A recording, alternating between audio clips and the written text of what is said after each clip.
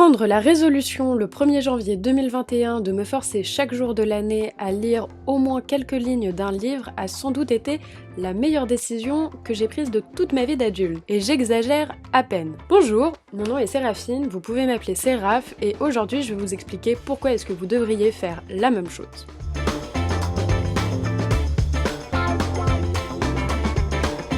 Quand j'étais petite, comme beaucoup de personnes, je lisais énormément. Et quand je dis énormément, c'est que ma famille n'était pas capable d'assumer la quantité de livres que je lisais. Mais si je me souviens bien, on devait peut-être aller une fois par semaine ou une fois toutes les 2 semaines à la bibliothèque ou à la librairie de ma ville. Et si vous connaissez Brest, vous savez pourquoi je parle d'une unique librairie dans la ville.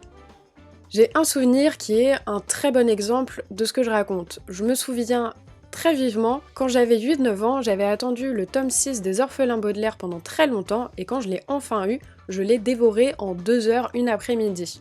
Et si je m'en souviens aussi bien, c'est parce que c'est imprimé dans ma mémoire ce moment où je me dis « Bon, j'aurais peut-être pu faire durer le plaisir un peu plus longtemps. » Mais en même temps, je pouvais pas m'en empêcher, c'était à ce rythme-là que je lisais. Alors, comment est-ce qu'on passe d'une enfant de même pas 10 ans qui est capable de lire des pavés de 400 pages en une après-midi et qui le soir est capable de reprendre un nouveau livre avant de s'endormir, à un adulte qui lit à peu près 10 à 12 livres par an et qui s'en sent beaucoup trop fier par rapport à l'effort fourni. L'adolescence s'est passée par là.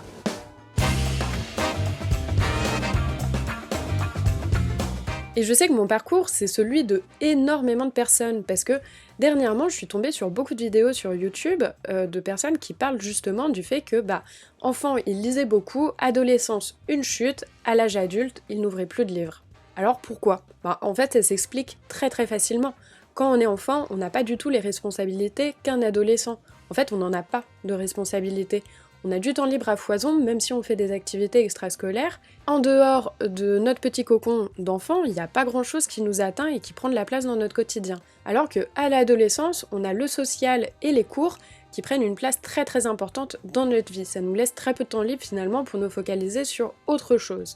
J'ajouterais à ça que à l'adolescence, on ne nous propose pas les mêmes livres que quand on est enfant, notamment à l'école. Tous mes souvenirs de mes cours de français ne sont pas mauvais, merci l'utopie, la biographie, ainsi que la nouvelle vague française de m'avoir épargné sinon 3 ans d'ennui sec, mais mine de rien, si personnellement j'arrive à avoir de l'intérêt à lire du Balzac, du Camus ou du Hugo aujourd'hui, c'était pas du tout le cas lorsque j'avais 15 ou 16 ans.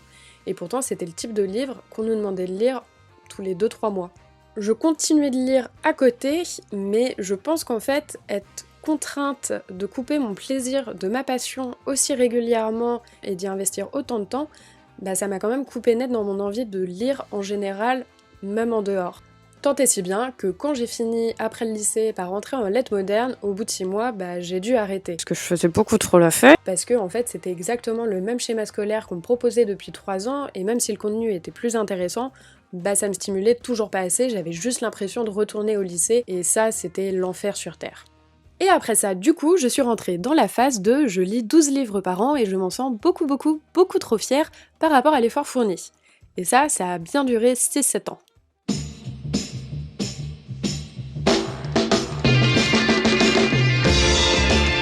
Alors après, bien sûr, toutes les années dont je parle, je n'ai jamais cessé de lire. Enfant, je lisais juste beaucoup de romans, et en fait, à l'adolescence, je me suis orientée vers de nouveaux supports. Je lisais plus de mangas, plus de bandes dessinées, et surtout beaucoup trop de fanfiction.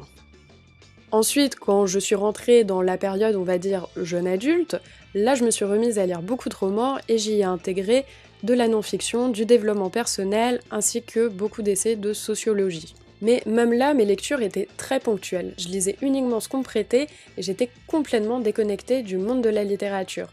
En fait, je pense que ça explique aussi pourquoi est-ce que je me suis mise à autant lire de la non-fiction. Alors que de base, moi c'est le roman qui me fait vibrer, plutôt, en général. En fait, ça me venait juste pas à l'idée de faire ce que j'avais fait autant d'années. D'aller dans une librairie ou dans une bibliothèque et puis passer 1 heure à écumer les rayons à la recherche de ce que j'allais lire prochainement. Je pense que dans le fond, je ne savais pas ou plus quoi lire. Et paradoxalement, ça a aussi été le moment où je me suis ouverte à de nouveaux styles et à de nouveaux genres de livres qui sont aujourd'hui parmi mes préférés. Alors comme quoi, j'ai pas perdu mon temps non plus. Du coup, tant que j'y pense, Je lisais peu, mais je lisais finalement assez intelligemment d'une certaine manière. Enfin, j'aurais très bien pu continuer à ce rythme-là, franchement j'y voyais aucun problème. Et puis il y a 1 an et demi, je suis tombée sur cette vidéo. Bookstores drive me crazy.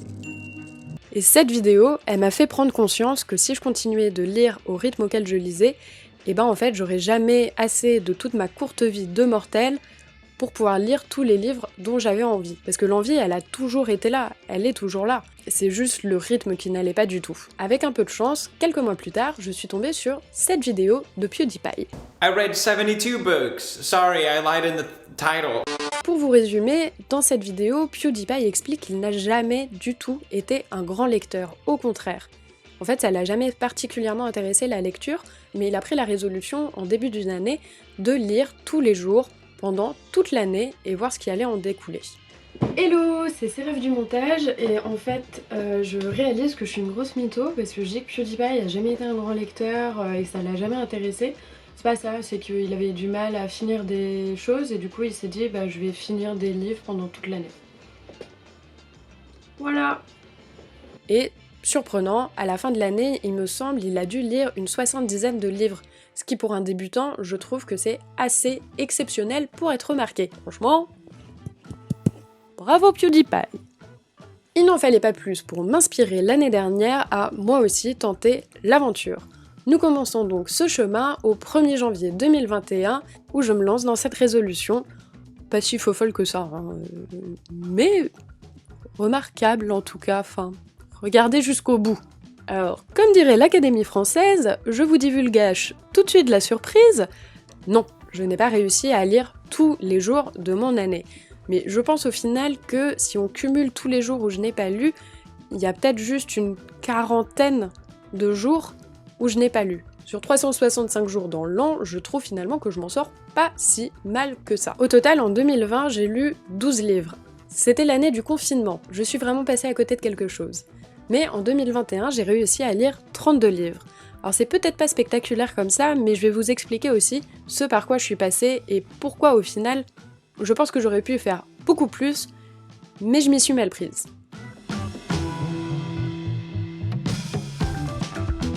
Alors, l'année commence, ma résolution se lance et je me décide de me lancer un petit challenge en plus de ma résolution. En fait, j'ai remarqué qu'au fil des ans, j'avais accumulé une pile de livres à lire qui était assez grande. Du coup, je me suis dit, ok, bah Séraphine, tu vas simplement pas te permettre d'acheter de nouveaux livres tant que tu n'auras pas fini cette pile.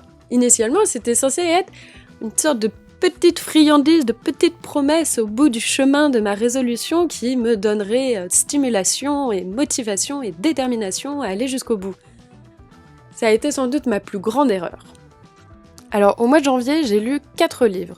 En 6 jours, j'ai lu Kundera, la valse aux adieux. En 8 jours, Houellebecq, la carte et le territoire. Ensuite, une semaine plus tard, j'indique le premier tome d'Harry Potter. Parce qu'à ce moment-là, je voulais me refaire tous les Harry Potter, et je ne sais pas pourquoi. Je me suis arrêtée là, en fait. J'ai plus ouvert un autre Harry Potter de tout le reste de l'année. Mais ce qui est intéressant là, c'est pourquoi avoir mis une semaine à lire un livre pour enfants qui finalement se lit assez vite. Parce qu'en fait, à ce moment-là, j'essayais pas de lire Harry Potter. Au début, j'essayais de lire Colette, Sido ou Les Vrilles de la Vigne, un recueil de nouvelles qu'une amie m'avait recommandé. Mon amie avait adoré le livre, vraiment, elle me l'avait vendu, et moi en fait, j'arrivais pas à rentrer dedans, tout simplement.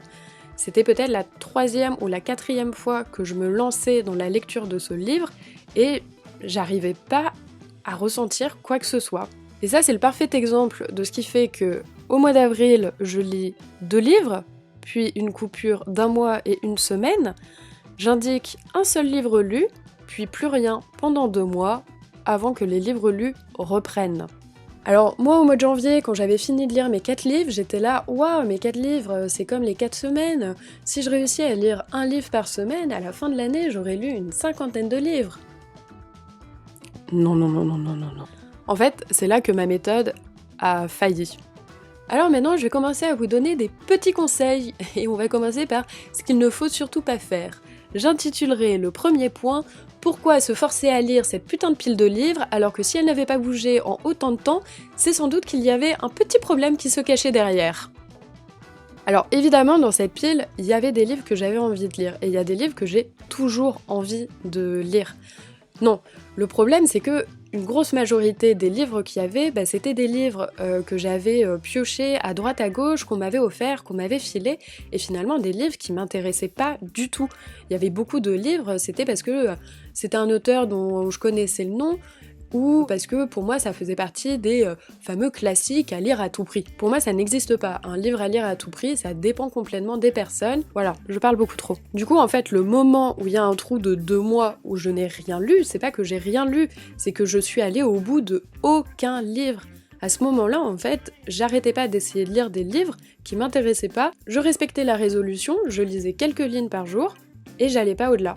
Alors, mon conseil, c'est que si au bout d'une semaine à essayer de lire tous les jours le même livre, qu'à aucun moment vous n'avez ressenti le besoin de vous plonger dedans, si à aucun moment vous n'avez été happé par le livre comme peuvent le faire de bons livres, c'est que ce livre soit n'est pas pour vous, soit que vous le lisez au mauvais moment. En tout cas, jetez-le, mettez-le de côté, mais passez à autre chose, vraiment. J'ai arrêté de surenchérir, ça m'a découragée, ne faites pas mon erreur, c'était complètement stupide. Et au final, ce qui était vraiment particulièrement stupide, et que je me suis rendu compte avec du recul bien plus tard, c'est que en me forçant à faire ça, je m'étais remis exactement dans le même schéma scolaire qui m'avait dégoûté dans un premier temps de lire.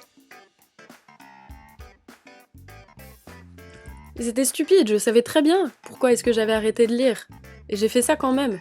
Donc du coup, forcément, quand j'ai commencé à chercher des livres qui pourraient m'intéresser, ça a tout changé.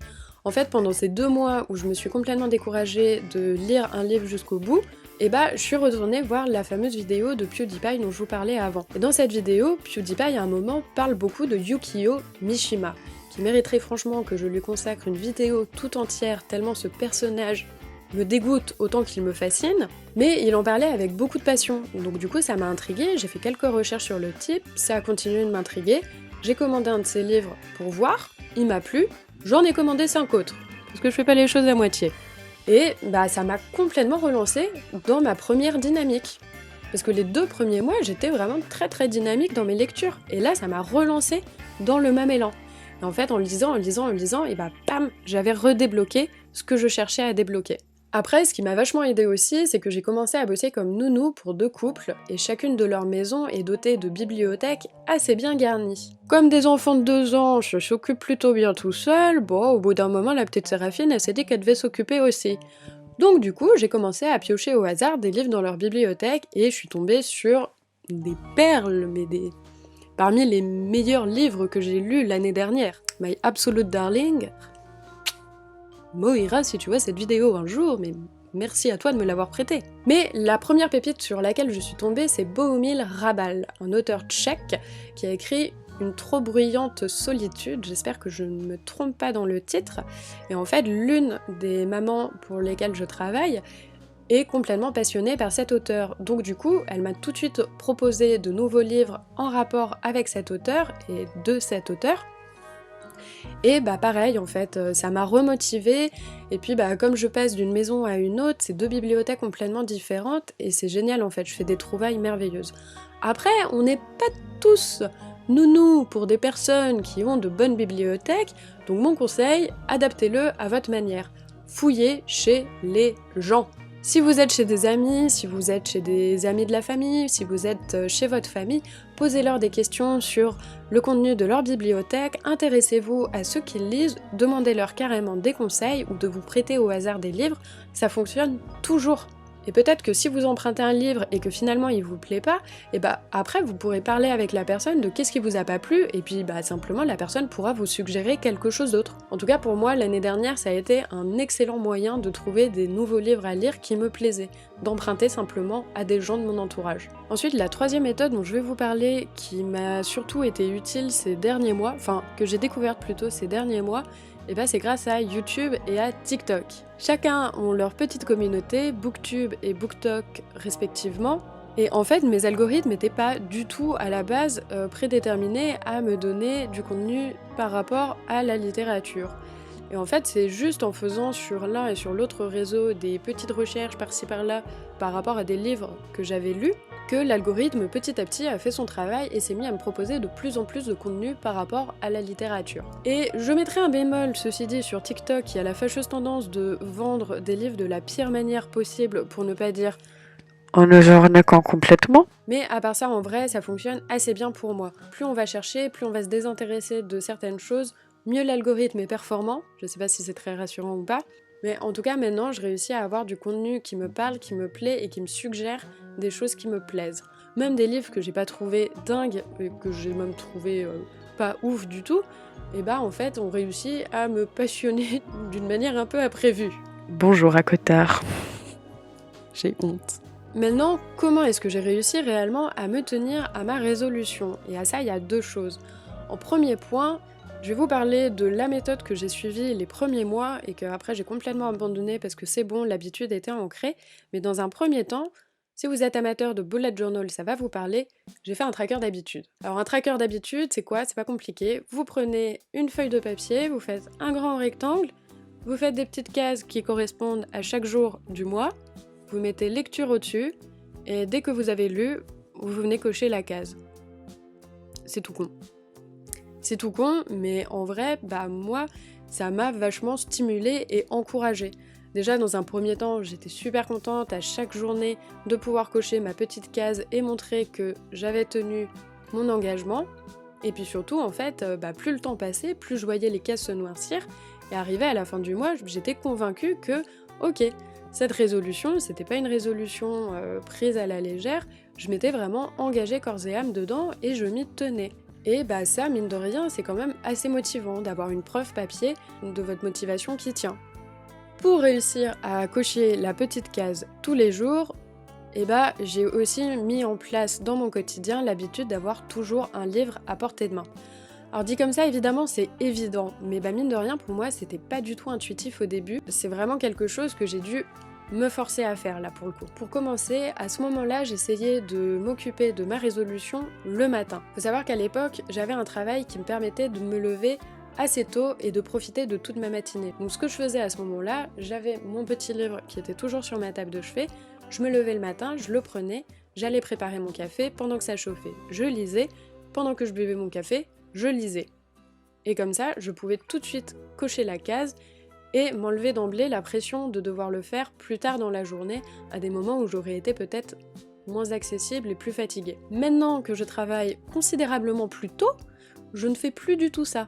Après, comme je l'ai dit, je bénéficie aussi maintenant d'un travail qui me permet de lire pendant que je travaille. Tant que je mets pas la vie des enfants en danger et qu'ils s'ennuient pas, finalement tout va bien. Mais en tout cas, ce que je faisais déjà l'année dernière et que je continue de faire, c'est de me forcer à avoir toujours mon livre à portée de main. Je le mettais dans mon sac à main lorsque je partais au boulot et comme ça je savais que dès que j'avais une pause, un moment de libre, je le sortais et puis je lisais. J'avais l'automatisme de prendre mon livre. Et le soir en rentrant, pareil, ça je me forçais à le sortir du sac et à le déposer dans un endroit en évidence. Comme ça, pareil, si à un moment donné je m'ennuyais ou autre, le livre était à portée de mon regard et du coup à portée de ma tête, la petite cervelle de moineau là, voilà. Alors aujourd'hui, maintenant ce que je fais, c'est que j'ai carrément transformé le livre. Avant je lisais exclusivement sur format papier et en fait maintenant je me suis mise à lire sur mon ordinateur et sur mon téléphone. Comme ça j'ai la garantie que même si j'ai pas mon livre à portée de main, j'ai au moins toujours mon téléphone à portée de main. Et aussi le truc que je trouve intéressant avec le fait de lire sur son ordinateur, je sais pas pour vous, moi ça m'arrive quand même très souvent de me retrouver à ne pas savoir quoi faire, à être sur YouTube, Netflix, Insta, à scroller en boucle, et au final en fait à me faire chier quoi, je sais pas quoi faire, y a rien qui m'intéresse, bam, j'ai ma petite application et mon livre qui est toujours à portée de main et à portée de regard. Voilà, je me suis un peu complètement matrixée, mais c'est positif, je crois. Enfin, le dernier point que je voudrais aborder, et je pense que c'est un point tellement important qu'il faudrait peut-être même lui consacrer une vidéo, c'est que aussi je me suis rendu compte que lire c'est pas forcément à la portée de tous les budgets.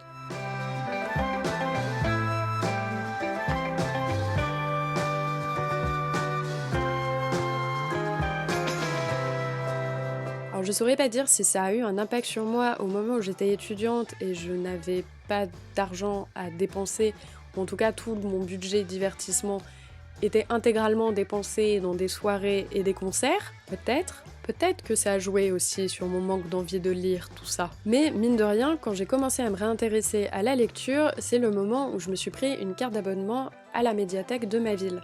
À l'époque, j'habitais à Rennes et l'abonnement coûtait 3 € par an. 3 € l'année. Et avec ça, il y a accès à l'intégralité des médiathèques de la ville. Alors je sais pas si c'est le cas partout, mais j'imagine que c'est un exemple qui doit être suivi par la plupart des grandes villes. Et même en fait en campagne, souvent l'abonnement, il n'y en a pas. On se fait une petite carte et on n'a rien à payer. C'est fou quand même d'avoir ça à portée de main et de pas en profiter. Parce que j'avais ce petit truc en plus de c'était ma petite sortie de la semaine, hop, j'allais déposer mes petits livres, récupérer d'autres livres, je me posais des fois à la bibliothèque, il y avait une très jolie vue pour ceux qui connaissent les champs libres à Rennes, c'était génial, une très belle vie. Donc voilà, pour moi ça c'est vraiment la solution la plus économique pour quelqu'un qui n'a pas du tout d'argent à investir dans le livre, ou peut-être même vous êtes quelqu'un qui n'avait pas envie de posséder l'objet matériel du livre, minimaliste ou je ne sais quoi, on ne sait pas. Si vous avez un peu plus d'argent à mettre dans les livres, mais toujours pas énormément, on connaît beaucoup Vinted. Vinted pour les vêtements, nettement moins pour tout le reste. Et pourtant sur Vinted, il y a énormément de gens qui vendent des livres littéralement à 1 €, 2 € ou 3 €. Souvent c'est des personnes qui veulent simplement s'en débarrasser, qui s'en moquent de payer, ils veulent juste pas le jeter à la poubelle ou ne savent pas comment s'en débarrasser autrement. Et ce qui est bien, c'est que en général les vendeurs vendent une bonne grosse quantité de livres en plus. Donc admettons s'il y a juste un seul livre qui vous plaît, bah ça vous coûte 4 € le prix des frais de port et le 1 € du livre. Mais si d'autres livres vous intéressent, et bah vous économisez plus de frais de port. C'est pas mal.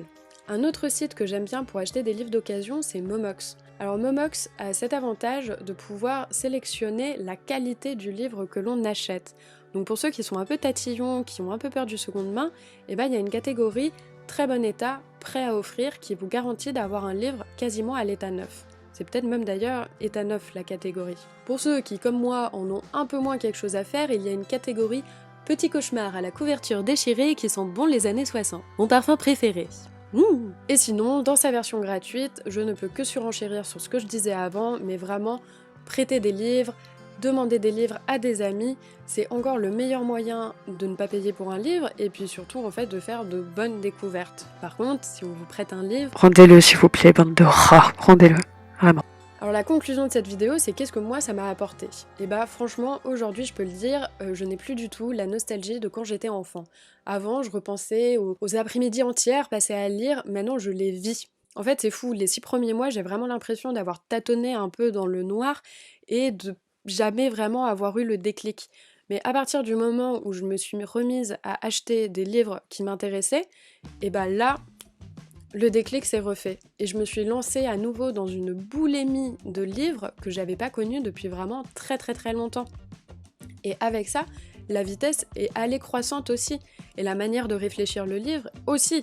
Oui, que des bienfaits. Et ce que je trouve particulièrement incroyable, c'est que au final, pour faire un parallèle, janvier 2021, j'ai lu 4 livres pour un total de... Insérez ici le nombre de pages parce que j'ai pas fait le calcul encore. Alors que mois de janvier 2022, j'ai lu 10 livres pour un total de... Insérez ici le résultat de toutes les pages lues. Et je trouve ça extraordinaire parce que au final, en fait, comme je le vis dans le présent, j'ai pas vraiment l'occasion de me rendre compte de à quel point j'ai vraiment progressé en l'espace d'1 an. Une remarque aussi que je trouve assez intéressante, c'est que, en fait, c'est pas la première fois que je tourne cette vidéo, je l'ai déjà tournée avant. J'ai eu quelques petits cafouillages. Mais la fois d'avant, j'ai eu cette remarque de « j'organise pas plus de temps pour la lecture ». Et en fait, je me suis rendu compte que non, c'est complètement faux. Mais c'est juste que la lecture a pris à nouveau une place plus importante dans ma vie et que de ce fait, naturellement, je lui dégage beaucoup plus de temps. Je ne fais plus l'effort de lire. Je peux passer des après-midi, des soirées entières à bouquiner comme quand j'étais petite, sans voir le temps passer et sans à aucun moment me sentir obligée d'aller sur mon ordinateur, d'aller sur mon téléphone. Ça ne m'ennuie plus du tout. J'ai vraiment l'impression d'avoir réussi à hacker mon cerveau en quelque sorte en l'espace de finalement peu de temps. Et c'est pour ça que je pense que comme cet effort est à la portée de tout le monde, demande finalement peu d'investissement et peu de temps, et qu'il y a plein de solutions pour se lancer là-dedans, vous devriez le faire aussi. En tout cas, au moins si, à un moment donné dans votre vie d'adulte, vous avez été nostalgique de ce petit enfant en vous qui lisait énormément de livres. C'en est à un tel point que du coup j'en suis à vouloir lancer une chaîne YouTube pour parler de livres que je lis. Parce que je pense que mes amis n'en peuvent plus de m'entendre radoter continuellement sur les livres que je suis en train de lire. Merci les copines d'être si patientes, maintenant vous allez pouvoir regarder mes vidéos YouTube, oui.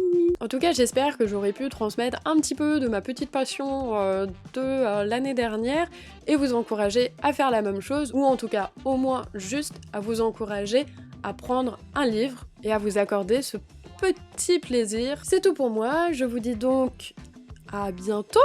Je vous dis à bientôt et la bonne bise.